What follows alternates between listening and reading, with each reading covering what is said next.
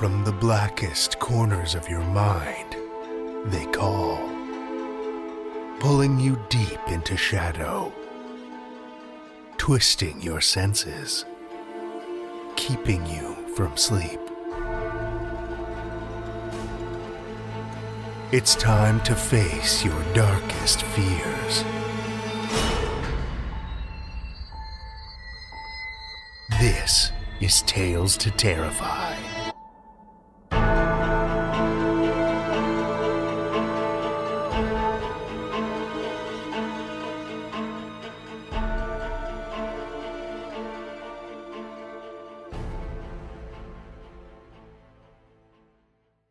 Good evening, children of the night, and welcome.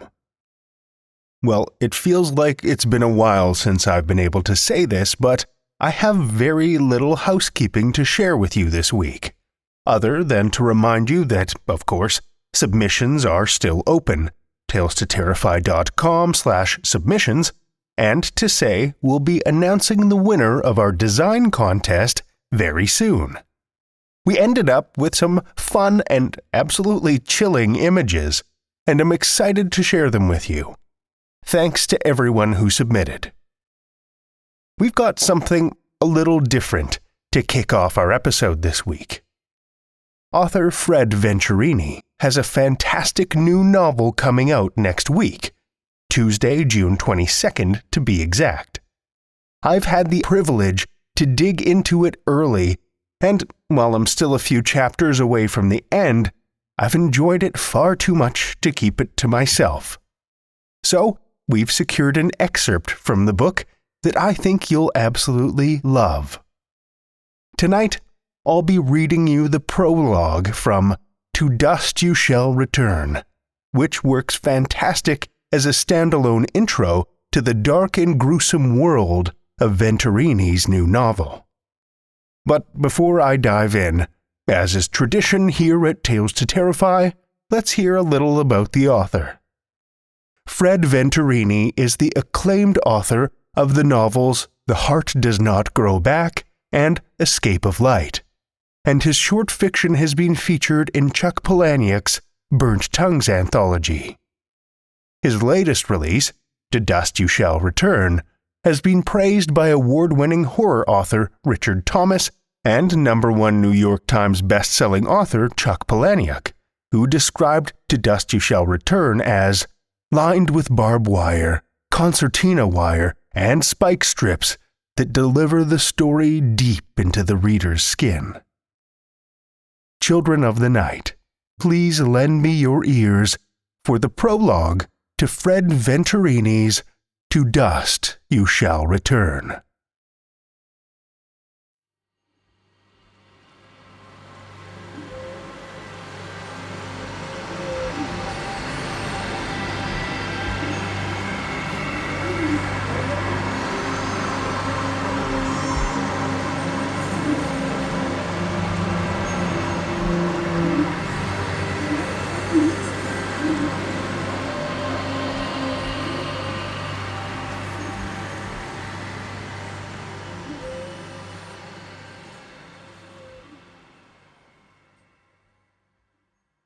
Lester Mansell had almost emptied his Sunday bottle of whiskey when a ghost emerged from the shimmering heat. A ghost was all he could figure it for, because even from a half-mile away, he could tell it was Geraldine's boy, Adam. The kid had been dead a long time, even longer than his mama, God rest her soul. Doting wife, devoted cook, quick to give Lester what he wanted. But Adam, her son from a long-dead husband, was a blight on the town of Harlow they had taken steps to wipe away years ago. Jerry, had she been alive, would have understood. Lester guzzled the rest of his bottle and blinked, trying to make sure that his vision matched reality. His eyes were murky with the glaze of booze and clouded with cataracts. Yet there was Adam, in the distance, strolling up the driveway that had been turned to mud by a passing thunderstorm that morning. He knew the boy by the cadence of his walk, and aloofness to his gait, as if everything underfoot belonged to him. The way young boys tested their power over the world was always through cruelty, and through that cruelty they'd usually discover the boundaries between right and wrong, and downright depraved. Sometimes a few lashes with a belt helped the lesson stick, but not with Adam. No, sir, not him. He never cried, not once. And when the boy had taken to laughing during his beatings, well, that's when Lester Mansell had found himself trying other methods of punishment. Methods that he never knew would please him until he'd tried them. But Adam was broken from birth, and never blamed his stepfather's actions for his own behavior. When the kid was 9, long before Lester had ever laid a hand on him, he had caught Adam in the barn with a litter of kittens and... Lester shook away the memory, blinking again, forcing beads of sweat loose as his forehead crinkled. They caught up in the creases around his eyes, and when he opened them, the sweat was burning, and Adam was closer. He had died at 19, a tall boy, just as tall as the figure who approached his porch. His rocking chair had gone to rocking faster, and Moses, his German shepherd, had disappeared, slinking away without so much as a sound. The storm had given way to a scorching August sun that baked up a humidity thick enough to stir with a wooden spoon. He sat there, rocking, soaked in sweat tinged with alcohol, waiting for dark when it would be cool enough to sleep and wake up and start drinking again. The mines were long closed now, and Harlow was hemorrhaging, a heart spasming out its last few beats after a vital artery had been blocked. Those who could work left. Those who farmed stayed. And those too old to work who owned no ground and knew for damn certain their lungs were black as starless night just stayed around to die, drunk and alone. The figure stopped at the porch steps. Even at that distance, Lester had to lean and squint to make out all his features. Tall, slender, brown eyes that smoldered with some internal heat. The familiar crew cut was gone, replaced by curly locks the color of dead leaves. "Come to pull me down to hell, then, boy?" He tipped out the last few drops of whiskey and slung the bottle into the field, where it rapped against healthy stalks of corn. Not his, of course. Lester's ranch house had a few acres of tillable land that he'd sold to the Murrays, and that was enough to cover his daily bottle until the end of time. Adam smiled, his teeth as yellow and jagged as the cornstalks would be by October. "You think I'm a ghost?" "Demons, more like, I imagine," Lester said. "Ain't much to take, though. I ain't but a sack of skin and guts, all of it soaked with whiskey. Punch a few holes in me, and then all the demons in hell can get a buzz." Lester laughed, feeling lightheaded. How long had it been since he laughed? The boy's emergence was a gift. Death was at his doorstep at long last. He'd been inviting him in all this time. "You never saw me die," Adam said. "No, sir," Lester said. "Just saw you take a deer slug to the chest out at Red Rock Ridge. Saw you take another one in the back for good measure. as he climbed off the edge and plummeted, 200 feet to the bottom. Never saw you buried, but I'll take Roy Carver's word for it. Couldn't stomach seeing you like that. You was my boy, after all, wasn't you?"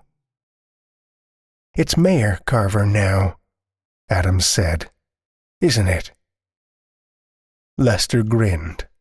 Funny how the stench of death could make you feel so alive. "Come to visit the woodshed one more time before we go?" Lester licked his lips. Adam watched him, expressionless, his face a void. "I'm not a ghost," he said, "nor a demon." "Shit," Lester said. He got up from his rocker. His joints crackled. "We cut your ass down at Red Rock, what now, 15 years ago?" "To the day," Adam replied. What a mess that was. The year started with the collapse of Mine 6, and Adam was one of the workers swallowed up in it. He ended up as the only survivor. And what the boy did to survive was a pox that the town could only wash off with blood. 15 years, and yet you ain't aged a goddamn day, Lester said. "But I have," Adam said. "Some."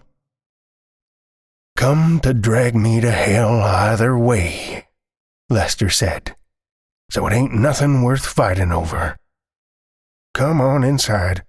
We'll toast to my demise, you and me." The house was rotting along with the rest of Harlow. The boards creaked and groaned with each step, covered in brown spots where the roof leaked overhead. The spots shined with puddles from the storm. Lester had long given up trying to put out the buckets. Let the whole damn kingdom fall in around him. He set tin cups on the table. Adam didn't take the cue to sit, standing at the head of the table instead, his palms resting on the oak planks. He examined the grain. It looked as if he was trying to remember something. His mom, perhaps. The table hadn't seen a fine meal since Lupus got her back in 26. "Sit, boy," Lester said. "At least be a courteous guest before you try to kill me." "A guest," Adam said, marveling at the words. "A guest in my own house. My mother's house." "My house," Lester said. "Mine alone since the day you left."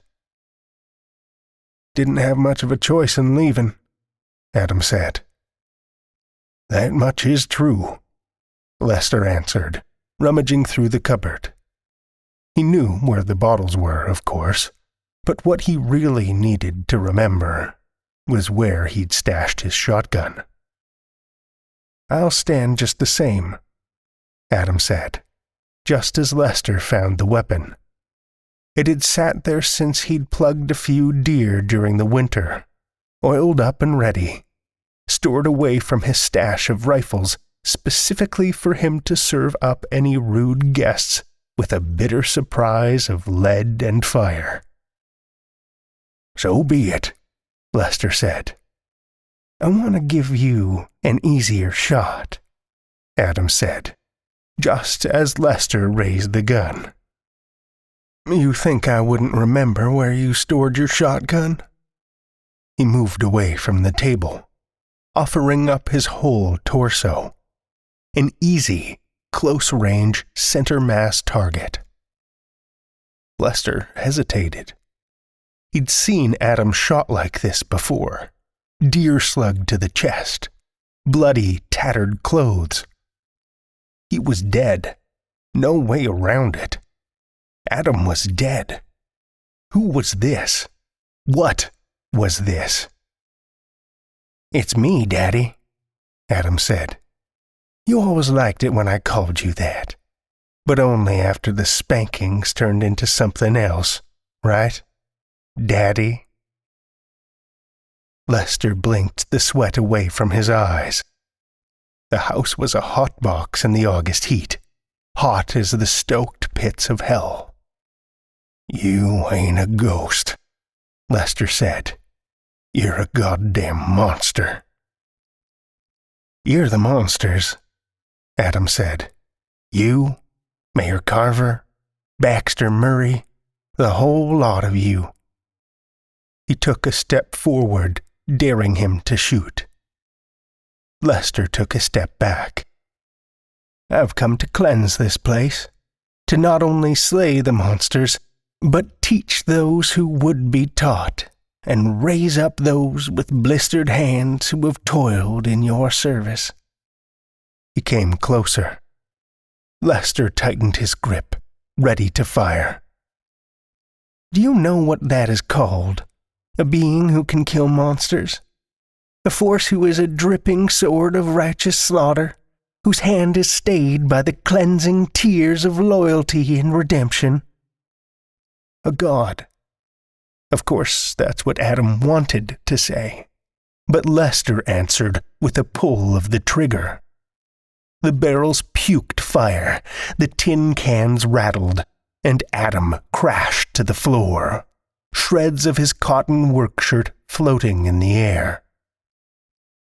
The slug had bit into his chest, a center-mass bullseye, a shot even a man blind drunk and trembling couldn't have missed, and didn't. Lester rested the shotgun on the table and looked upon it with the sweetness and endearment of a long-lost lover. He knew that the next pull of the trigger would belong to him, that the ghost laying dead on his floor wasn't real, but had been torn off the scabs of all his sins, and even whiskey couldn't dull the snake of loathing that had uncoiled inside him. And then Adam rose to his feet. "Come with me, Daddy," he said. Adam dragged him to hell, all right. Literally dragged him, pulling along a man damn near 300 pounds as easily as one might carry an empty pail. Lester gave up fighting and made himself into the limpest weight possible. But it didn't matter. Adam had taken him by the ankle and pulled him through meadows of overgrown grasses that nicked at his skin, into the woods where the branches and sticker bushes lashed and cut him, into the mouth of darkness in those woods, a laid-open vein into the oldest of the mines. Then, only darkness, the cool ground kissing his wounds, the sound of his body scooting along, echoing off the damp walls, along with the steady drip of water. Wells and springs, above or below, he couldn't be sure. Forever, all the way down, down, down, down. Darkness like blindness. Colder until he shivered, the booze wrung out of him, bubbling up in every stinking pore. The cold sweat made him a slimy thing, just another slug in the dark, the kind of thing that would scatter when the light hit it. "You don't understand," Adam said. It felt like hours since he'd last spoke. "You never did understand. None of you did. You passed your judgments, you sentenced me, you executed me, all without understanding. But what I've been given, it's a gift I want to share, but only with those who truly and rightly understand what I went through. Only those who want to survive, and will pay the price to do it." The dragging slowed. Lester sensed it before he heard it. He was not alone. Panicked breathing rattled off the walls. Whimpering, crying. Vision was worthless, so the body had gifted him with hearing terror and confusion in amplified, maddening detail. He didn't need a formal introduction to know the men who were trapped in the hole with him, and he knew exactly what Adam expected them to do to survive. "I'll have you know my ordeal was worse," Adam said. "Much tighter quarters. Well, many of you have room to roam. I sucked water from dampened mud, whereas I left you pails of fresh water to sustain you. And I was trapped with only 3 other men, not the feast you have to choose from."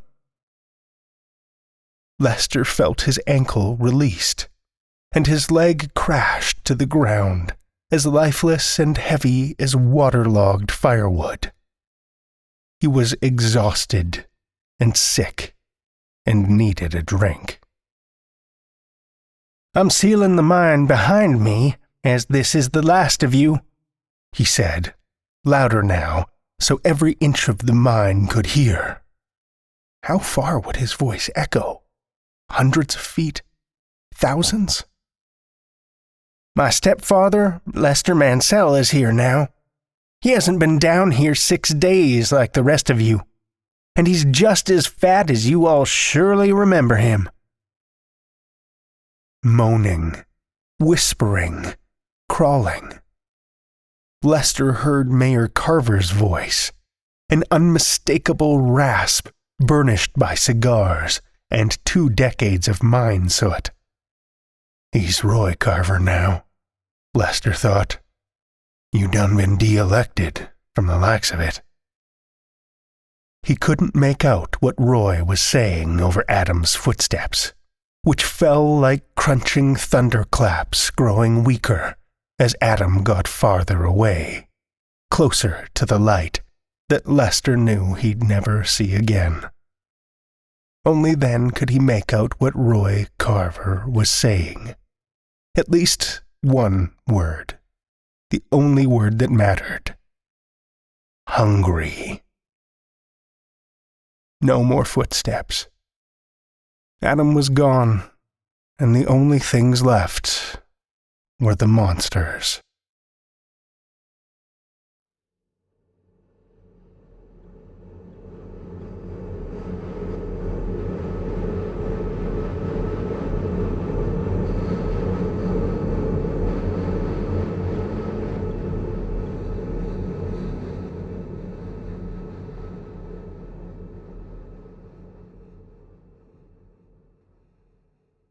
That was the prologue to Fred Venturini's To Dust You Shall Return, as read by me. Before we move on, now that I've whet your appetite, a quick synopsis of what you can expect in the rest of the novel. A man ruled by darkness, a town ruled by evil. Only one can survive. To Dust You Shall Return takes place in the small town of Harlow, where no one is ever allowed to leave. It is there that Beth Jarvis, a rebellious teenager with an inescapable fate hanging over her head, consults Chicago mob legend Curtis Quinn to overthrow the town's supernatural ruler, the mayor. It is up to the 2 of them to join forces in this propulsive, mystic-level narrative that early reviewers have described as John Wick meets the Wicker Man. I've highly enjoyed the wild and gory ride so far.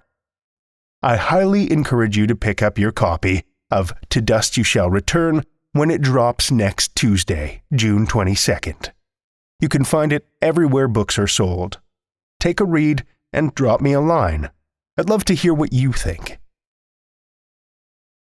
Our second tale tonight comes from Dan Micklethwaite. Dan Micklethwaite writes stories in a shed in the north of England. His short fiction has featured in Podcastle, Daily Science Fiction, Flametree's epic fantasy anthology, and elsewhere. His debut novel, The Less Than Perfect Legend of Donna Creosote, was published in the UK by Blue Moose Books. He is currently at work on his second novel and a story collection. In his spare time, he likes bouldering, cooking, and painting. He can be found on Twitter at Dan_M_writer. Listen with me, children of the night, to Dan Micklethwaite's A Runeprayer for Bjarvi, first published in Flametree Publishing's Epic Fantasy Anthology 2019.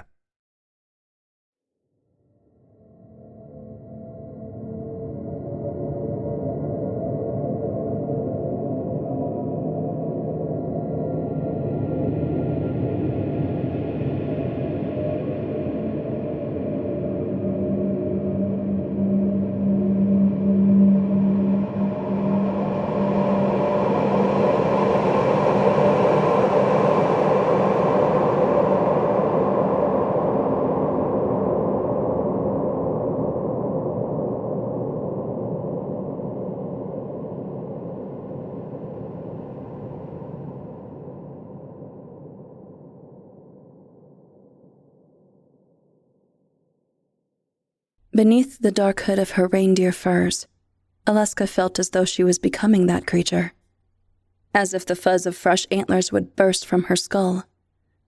She wished for it fervently, as the snow lashed her face. She longed for that freedom, that beastly simplicity, and most of all, for the gift of that species' vernacular, to make up for the voice she had sworn to forsake. She had mimicked those calls as a taunt in her youth.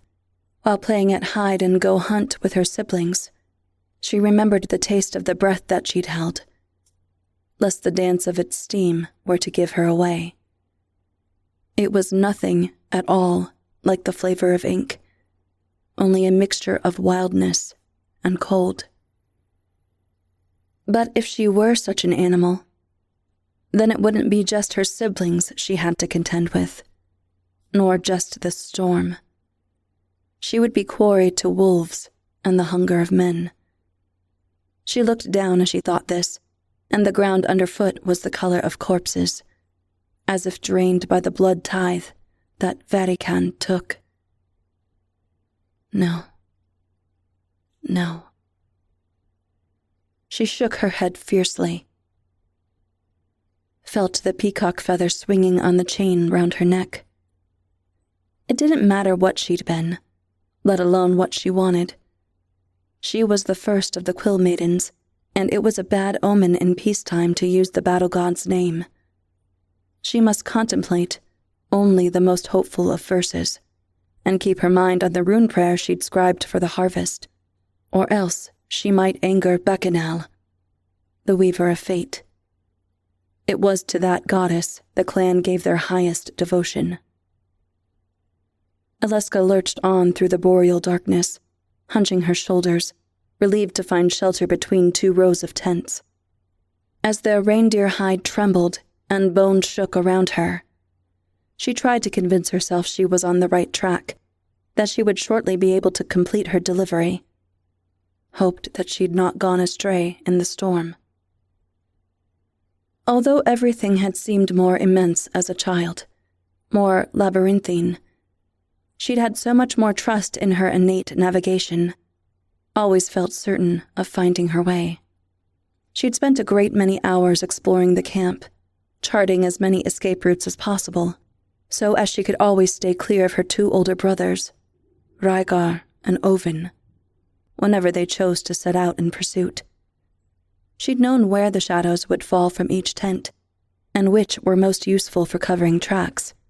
She'd known where the food would be cooked on each evening, where the scent of the fire would swallow her own. Even when their younger sister, Lyja, had grown old enough to join them, Alaska had often outfoxed her as well. Only occasionally caught by that sly, nimble mind, those sly, nimble fingers clutching her sleeve. But there was nothing to pull her back now save the blizzard, as she took a guess and stepped out in the open again. Stumbled around till she found what she wanted. Her destination, finally, as clear as a beacon, not more than 25 paces ahead. It was the clan's largest tent, and with the light from inside, the leather was blushing the shade of a wound. Chief Bjarvi Rognonser leaned on the table, studying the map that was carved in the top. Despite herself, Aleska felt drawn to his eyes. Though they were sunken of late, and the whites had grown yellower and threaded with blood, they held a stronger kind of focus than any others she had known. He didn't blink once, not until he looked up. She lifted the feather from around her neck and balanced it across her ink-blotted palms. He broke into a smile at this demonstration of fealty and raised a hand from the table to stroke his braided blonde beard. His gaze flickered down to the eye of the feather, and then back up to meet her own. He remembered himself then, and the smile disappeared.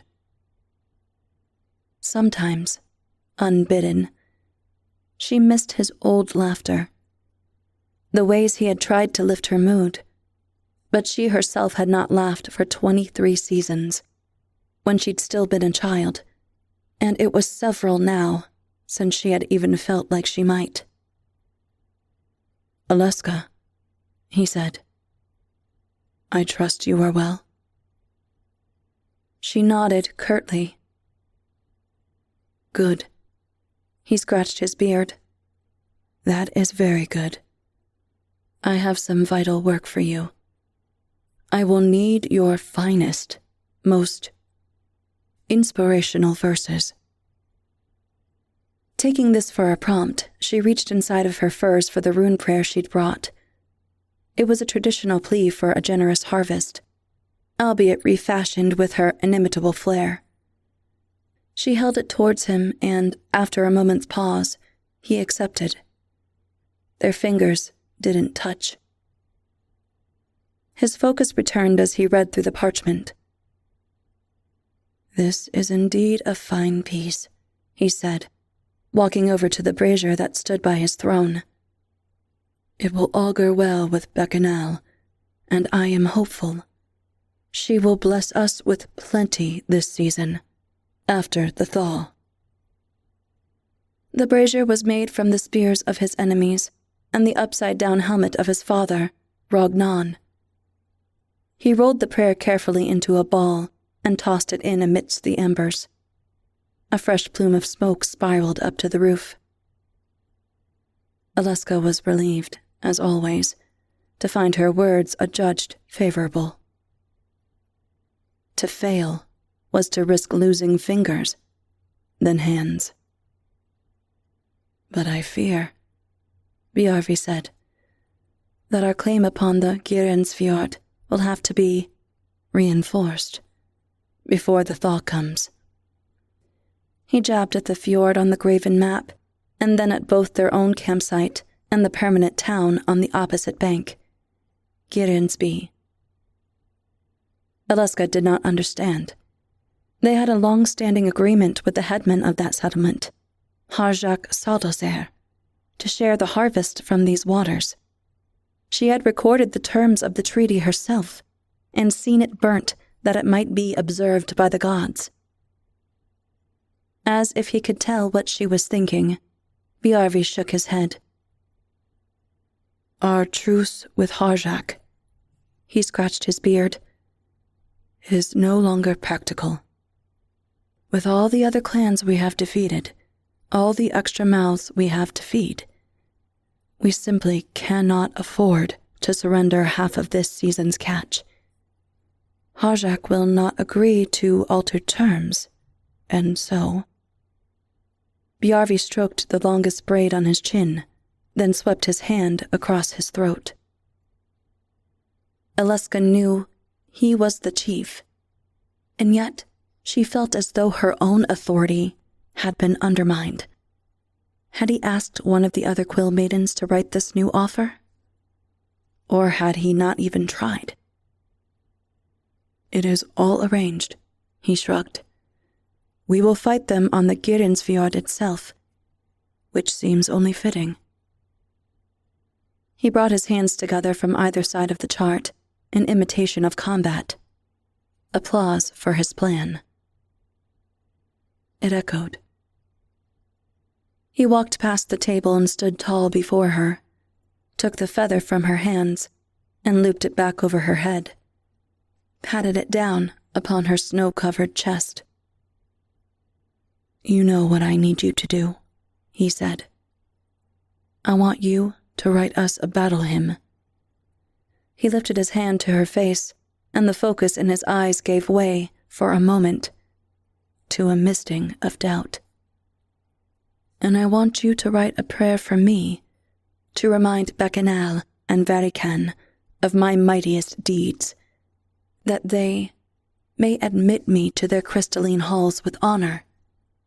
You know, he whispered, just in case I am killed.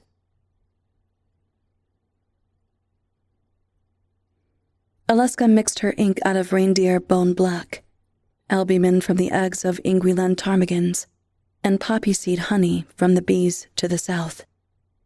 She glanced at the receptacle that sat in her lectern, all too aware of the lure of its scent, its flavor. Just a quick dip of her finger, she told herself, to check that it was fresh enough and the blend was correct. Yes, only that. She swallowed. She dipped her peacock quill, too, for the third time tonight, though she had not yet written a meaningful mark, only an inadvertent blemish at the corner of the leaf.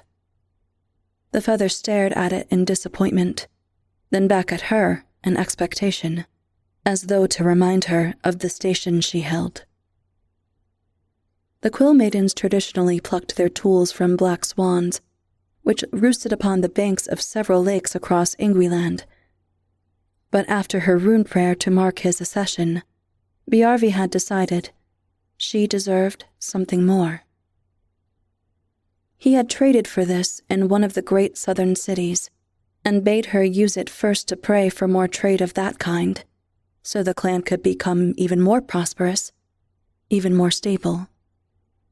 She had been happy to oblige, proud to be his favorite, even honored to share his bed, when he had asked.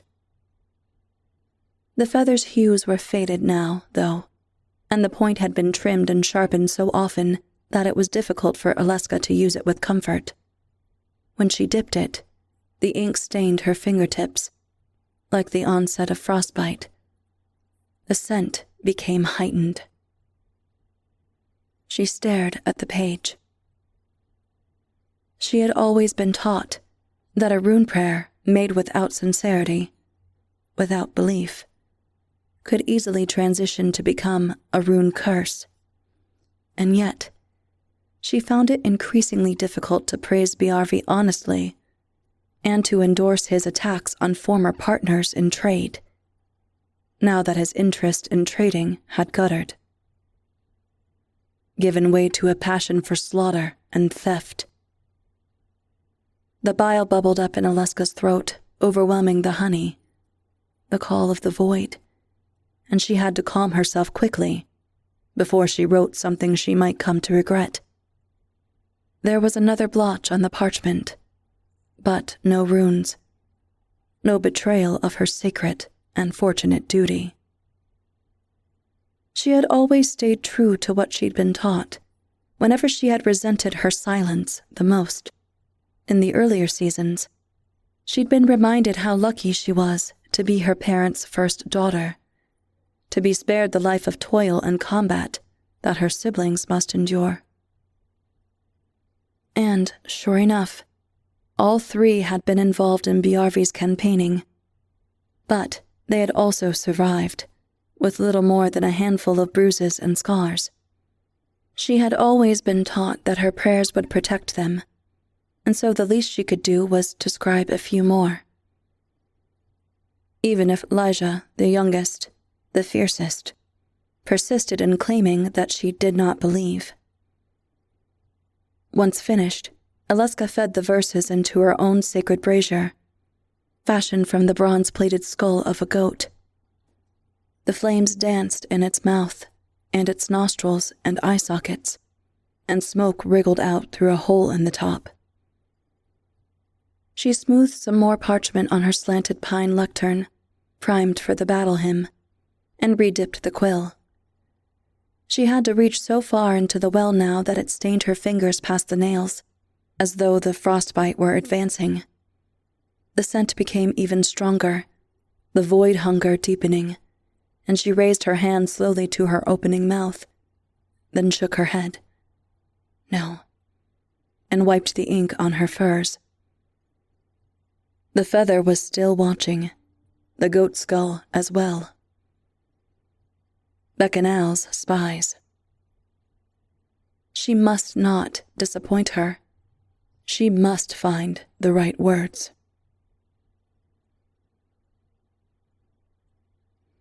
Snow trawled the camp like a fisherman's net. The quill maidens were caught in it, and had been since the hymn was presented at dawn. Aleska was shivering, and so were the rest. It was an old, sad joke that a permanent peace would endure throughout Ingweland if only nobody wanted to fight during winter. The season lasted so long. But it had never so far proven a deterrent to warriors, much less to their chiefs, and it was a source of great renown to claim a victory in such weather. Still, this storm was especially heavy, and Aleska wondered if the soldiers would even be able to distinguish their cohorts from foes. Try as she might, from only a few feet away, she couldn't make out the faces of those in the ranks, only row after row of smudged, shady figures, oversized runes in the parchment pale air. She squinted to read them, embellished from memory. Almost all of them would be wearing leather armor or fur, with only the few who'd been south having their own coat of mail. Most would have skis, emblazoned with intricate, distinctive motifs. Others would ride down the slope on their shields, with deer bone attached to the soles of their boots for traction once they reached the ice. These were ornately graven as well, and she had applied ink to her brothers to better bring out the detail. It didn't matter whether enemies could see this or not. It was mainly for Verikan to ward off his tithe. The rest would have axe-shaped medallions for that purpose, and she pictured hands clutching these as they readied to charge. Then they all raised their weapons and gave the clan's battle cry. Even the women, even the boys, everyone except Aleska and her fellow quill maidens. She reached for the feather, but there was nothing more she could do. After reading the hymn and expressing his satisfaction, Bjarvi had assured her that they held the advantage. The soldiers of Gyrinsby, he had said, would have to struggle onto the fjord from the town's meager harbor, whereas the clan's troops could generate speed from the hill. And this did indeed appear to be the case. They were a blur as they hurtled away down the valley, their battle cry vanishing into the storm. Much closer, though, and clearer. She could see the chief in a huddle with his most trusted warriors, overlooking the action as much as they could, rather than taking their place in the charge.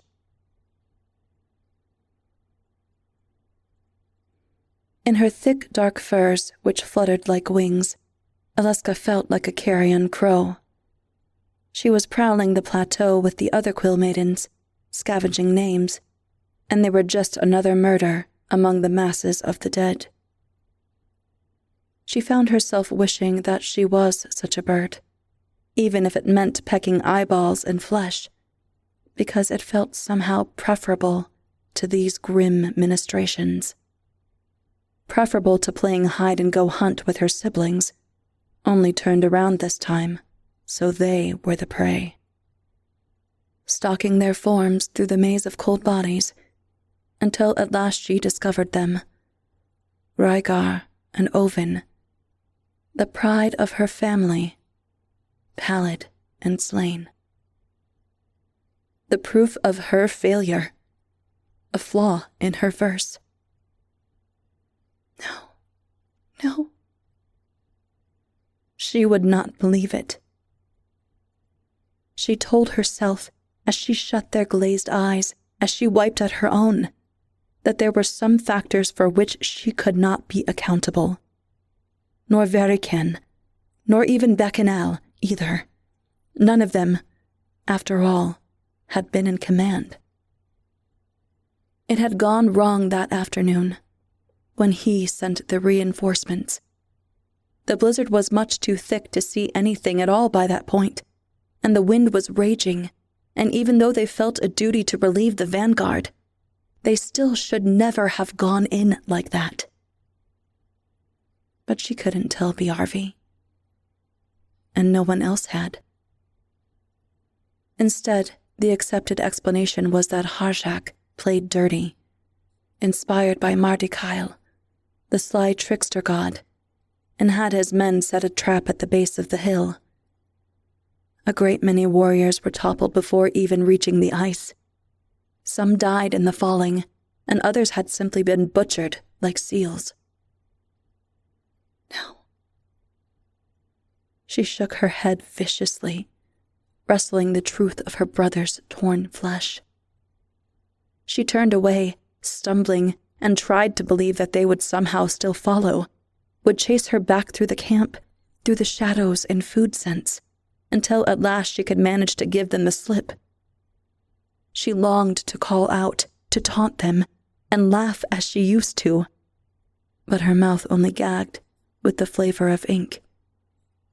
She could no longer name them, except in her prayers. And what about Lyja? Aleska hadn't seen her on the plateau, she realized, either living or dead, and she wasn't sure now which direction led back there, wasn't sure she had the strength in her legs to go look. But then, if her sister was alive, it was more likely that she'd be the one who came looking. Little Lyja, who had always been the best at that, natural, always been boldest and wildest of all of them, been proud to be asked to fight in these battles, eager to demonstrate what she could do. Not because she wanted to impress anybody, least of all any gods, but purely because she was gifted at combat, as Aleska had shown herself gifted with words. And was going to have to prove herself gifted again, in commending the souls of the dead to the gods, and praying that, tomorrow, they did not lose any more. She couldn't stand to keep scribing these repetitive elegies, couldn't stand to keep fighting the void hunger nightly, the ravening need for that mind-numbing warmth. She was frozen from standing all day in the cold. Shivering, sniveling, adrift in the snickets of the snow-ravaged camp, blind from the storm, but muscles remembering, attuned to the lure of the ink in her tent. No. Her fellow quill maidens had lost loved ones as well, and it was up to her as the first to stay strong for the rest, for the clansfolk. Her despair would be fruitless. It would not bring them back. Rhaegar and Owen. All she could do was honor their sacrifice and make a case for their admission to the crystalline halls.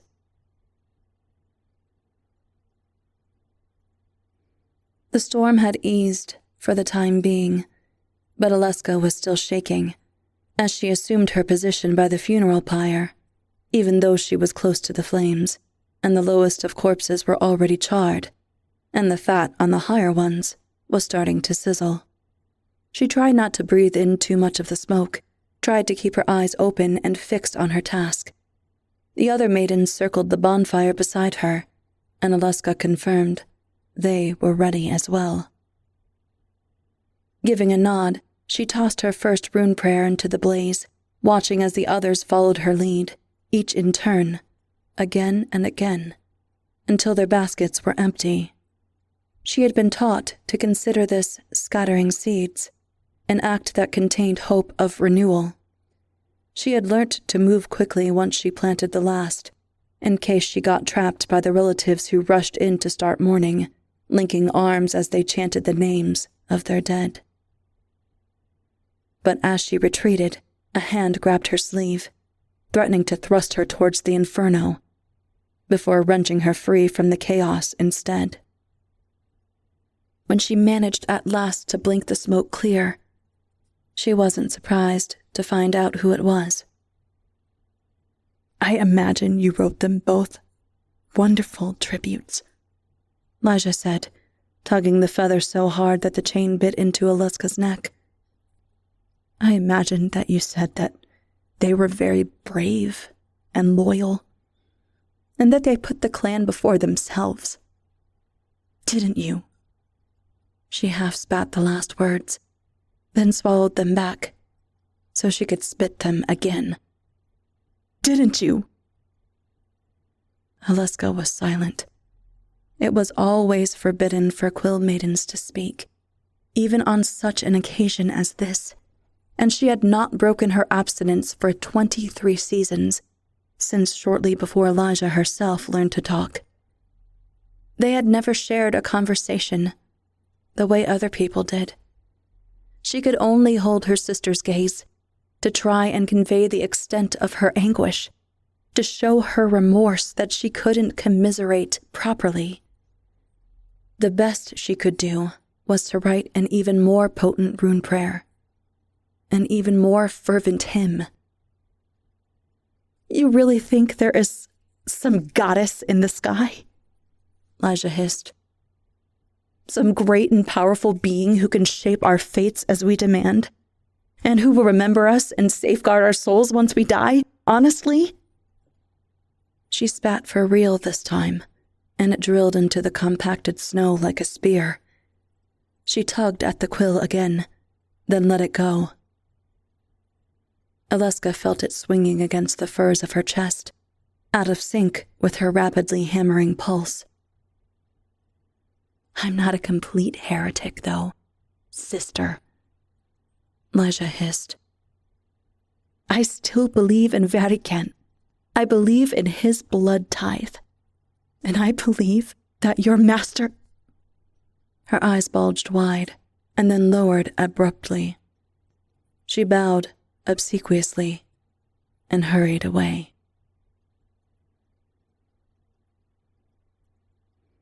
Alaska knew the signature sound of his tread.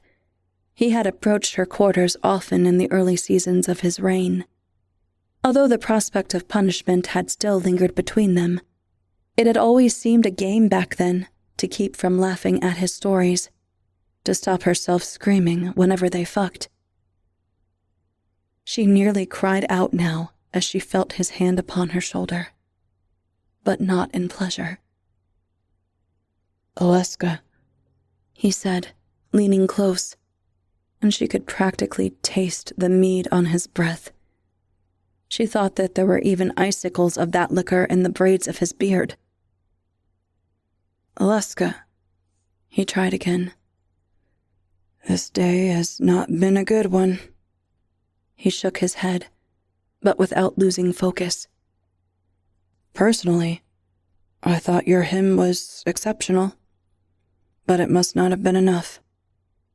He gestured toward the conflagration, as if she couldn't still feel its heat on her skin, as if she wasn't still burning inside with her guilt, with the fear he was going to punish her failure. "Still, tomorrow is another chance, Alaska," he continued, almost belching. "And we shall both have to do better." He reached for her cheek, wiping roughly with his thumb at the side of her mouth. Perhaps she had left some ink there, But she could no longer taste it, no longer smell it. Only his drink, and the hero's flesh roasting when the wind changed direction. "And you must write me that rune prayer, Aleska," he said, "with all my braveness inside it, for I truly do intend to lead the vanguard tomorrow. I am going to throw everything we have at that bastard," he growled, as he gestured across the Gyrensfjord, his eyes finding Harjak's answering pyre.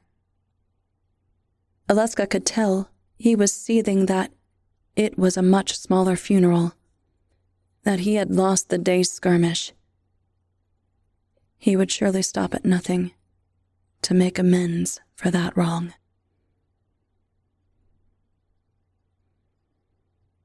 The eye sockets of the bronze-plated goat skull were watching, judging. Aleska swallowed and replaced the receptacle in its hole in the lectern, wiping her mouth with the back of her hand. The ink was cloying and warm as it dripped down her throat. She could already feel the void encroaching, blunting the splinters and jags of her consciousness, attempting to render sorrow a stranger. She knew she should probably have kept her mind clear, being all too aware of the work she must do. But she just felt as though, sometimes, she couldn't do it without. The goat skull looked doubtful. Aleska didn't care. She had always been taught that it was unwise to write anything she didn't believe, anything insincere, just in case it transitioned to become a rune curse. And yet, increasingly, it seemed that was what her chief expected her to do. To endanger her own soul for the profit of his. But what choice did she have?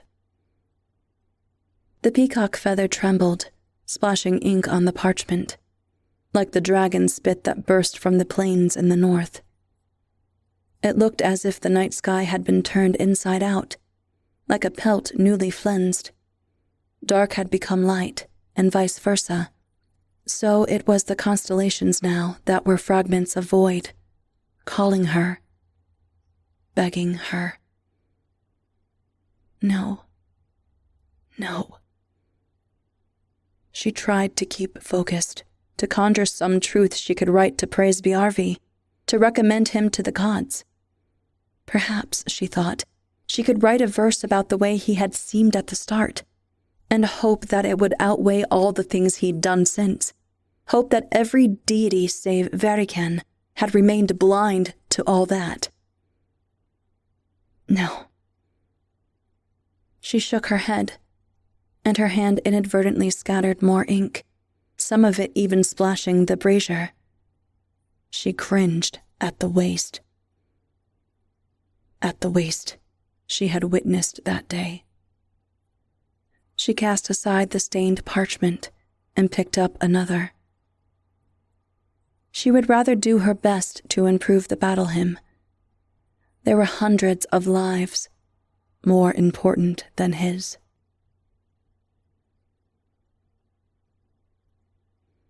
Those who could still walk dragged the dead and the wounded up the slope from the Gyrensfjord, piled upon war sleds and discarded shields. Cresting the plateau in the blizzard, they looked like spirits passing through into crystalline halls. The Quill Maidens were waiting, but they were quickly crowded out by other members of the clan. Those too young, too old, or too infirm to have fought, who scurried around from body to body, inspecting the faces, inspecting the markings on the bone skates and skis. Wails of recognition echoed. Pledges of vengeance were carried off by the wind. Aleska wanted to force her way past them, to play hide-and-go-hunt once again with her sister. But she was seldom at her most popular in the wake of a battle, and so held herself back, avoiding the brunt of their incipient grief. She was certain that someone had just spat on her furs. but with the coating of snow she couldn't see where, much less find the culprit. Not that she blamed them, whoever they were. She blamed herself. She blamed Bjarvi. Instead of adapting his strategy and attempting an ambush from another direction, he had simply ordered his army into tightly packed ranks and sent one after the other straight down the hill. "Numbers," he had told her at dawn, "will be crucial." "They can't kill us all," he had said with a smile. Even then, for all his brave talk, he and his war jarls had only gone down at the very back of the rearguard, watching for those who might try to retreat. Cowards would be slaughtered as surely as heroes. The only comfort Aleska could take as she stood there shivering, the only thing that seemed able to shore up her faith, was that even though the survivors and salvage teams had returned from the Gyrensfjord 3 times already, the great Bjarvi Ragnanzir had not been among them.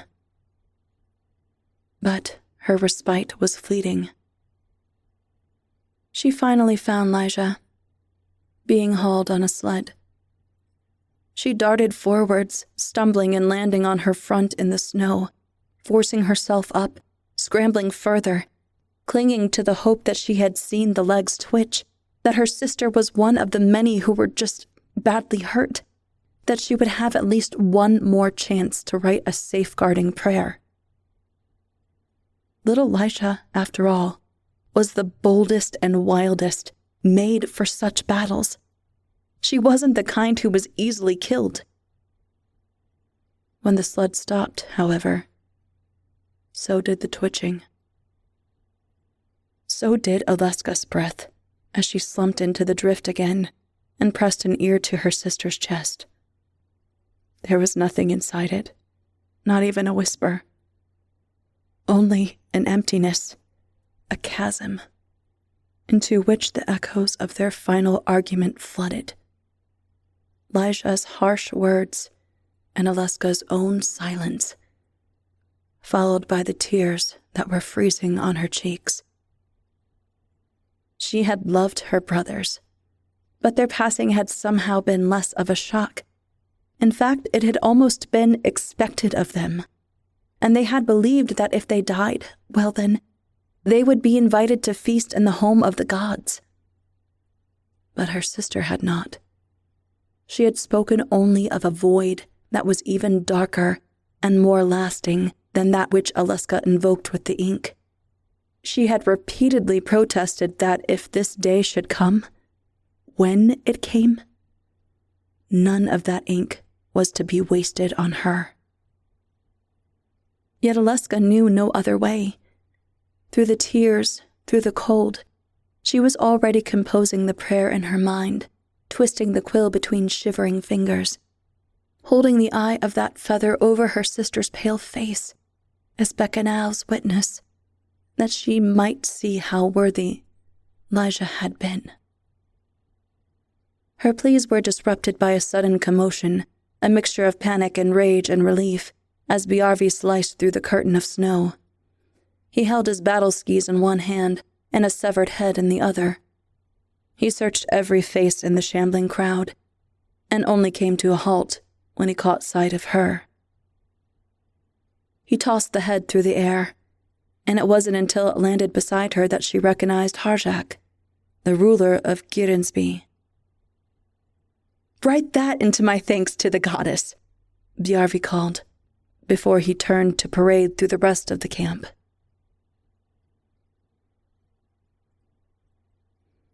In her dark furs, gore-crusted, Aleska felt as though she was becoming a troll, the offspring of Mardikail, the sly trickster god. It wasn't antlers that she worried might thrust from her temples, but rather poison-barbed horns, suppurating and vile.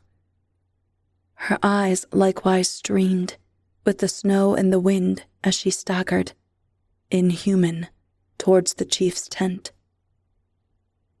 If she was such a monster, she thought, then it would make her existence easier to bear. It would be easier to live with the lies she had spread. If she had no alternative. If it was just in her nature. But she wasn't. Not really. And neither was he. The air in his quarters was sour with his sweat, but not unbearably so. It was countered by the powerful sweetness of mead. He was swaying by the map table, holding a Rhyton. He spilled some of the liquor when he saw she was there. He bore a fresh cut on his forehead, and one down the left of his face, running into his beard, but he still managed to flash her a smile without wincing. She held out the feather as a sign of her fealty. He smiled even wider. "Alaska," he said, "there was a time in the battle when I feared I might not see you again in this life." He pointed to both of the cuts on his face. "And that was all the inspiration I needed. You should have seen me, Alaska. It was my greatest fight yet. My most absolute victory. And I couldn't have done it without you and your him." He swaggered over from behind the table and placed his hands upon her shoulders. Perhaps he could feel her tension, however, because he didn't shift his grip elsewhere, as he would have in the past. He studied her face, as focused as always. She desperately wanted to hold his gaze, to not blink, even though his eyes made her think of blood spilling on snow, his pupils a vast congregation of corpses. No. She tried to shake the image, the memory, but couldn't. Her fingers twitched on the feather, aching for somewhere to scribble it down. "Are you all right?" Bjarvi said, looking concerned. And then, as if belatedly sensing the source of her torment, he added, "I know we took heavy losses, but you can rest assured they were meaningful. Because of their sacrifice, the fish harvest this season will be more than enough to keep the clan fed." He broke into a smile again, his eyes still unblinking. "Why, by Bacchanal's grace, some of us may even get seconds for supper." She realized he was trying to cheer her up. He began to slide his arms behind her back, as if to prompt her response. "No," she said, and before the chief had time to even register the word, she thrust the quill deep in the side of his neck. When the blood spurted out, it slicked up her wrist. It blinded the feather and smeared Bjarvi's tunic as she pushed him away. She wiped the rust on her furs as she stood over his body, watching while Varikan extracted his tithe, watching those eyes lose their focus forever. Perhaps it was guilt, even grief, that made her remember the Runeprayer he'd asked for, made her contemplate writing it about the man he'd once seemed at the start of his reign, made her contemplate, even, just making it up.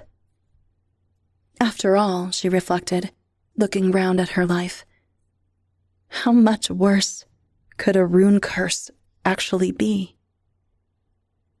She heard laughter from somewhere, and then was surprised to find out it was hers. Surprised at the way that it felt in her throat. Surprised how it sounded after 23 seasons. And surprised, most of all, that it did not taste of ink.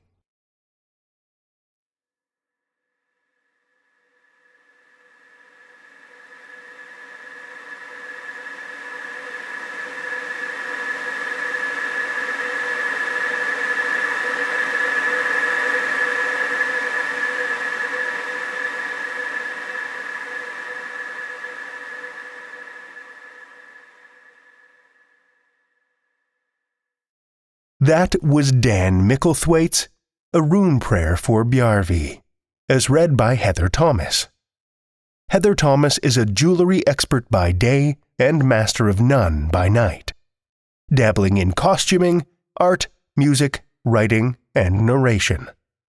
She is a lifelong fan of all things horror and enjoys reading stories and novels to her friends and family, when they let her. She lives in Denver, Colorado, with her husband and her spoiled rotten cat, Oni. Thank you, Heather.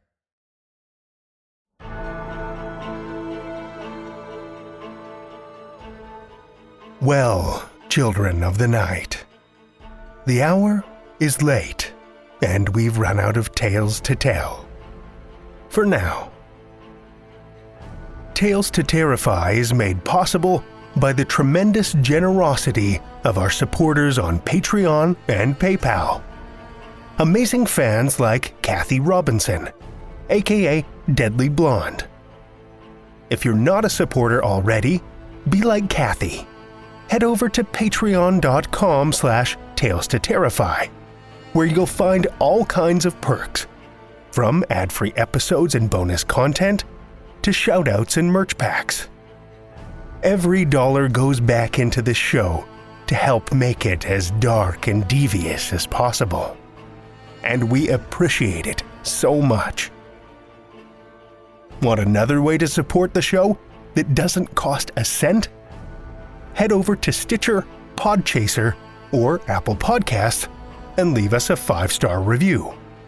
You'll not only put an unnaturally wide smile on our faces, but help new listeners discover our terrifying tales too. Now you can share your love of the show out in the world with some Tales to Terrify merch. TalesToTerrify.com/merch will take you to our TeePublic store, where we've got a great collection of creepy custom and curated designs that's always growing, so check back often. Tales to Terrify is produced by Seth Williams, Pete Morcellino, Meredith Morgenstern, Brian Rollins, and myself, Drew Sebesteny, with original theme by Nebulous Entertainment. Tales to Terrify is distributed under a Creative Commons Attribution, Non-Commercial, No Derivatives license.